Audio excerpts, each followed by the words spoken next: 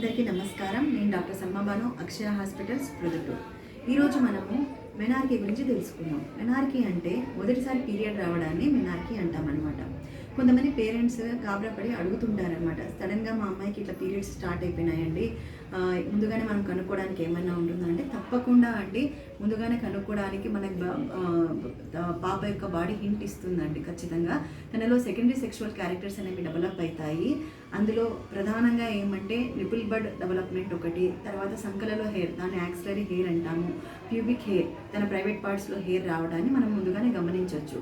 ఇవి వచ్చిన తర్వాత 1 year to 2 years మధ్యలో తను ఇలా మెనార్కీ అటైన్ అవ్వడం జరుగుతుందన్నమాట.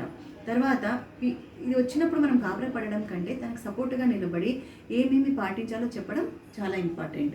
అందులో ముఖ్యంగా హైజీన్ గురించి, ప్యాడ్స్ ఎట్లా పెట్టుకోవాలి, 4 to 6 hours ఎట్లా మార్చాలి, ఎట్లా డిస్పోజ్ చేయాలి, తర్వాత పీరియడ్ ప్యాంటీస్ సపరేట్గా పెట్టుకోవాలి, ఎట్లా దాన్ని హాట్ వాటర్లో ఉతకాలి, తర్వాత సన్ డ్రై అంటే ఎండలో ఎట్లా ఎండబెట్టాలి అనేవి ముఖ్యమైన అంశాలుగా తనకి తెలియజేయాలన్నమాట.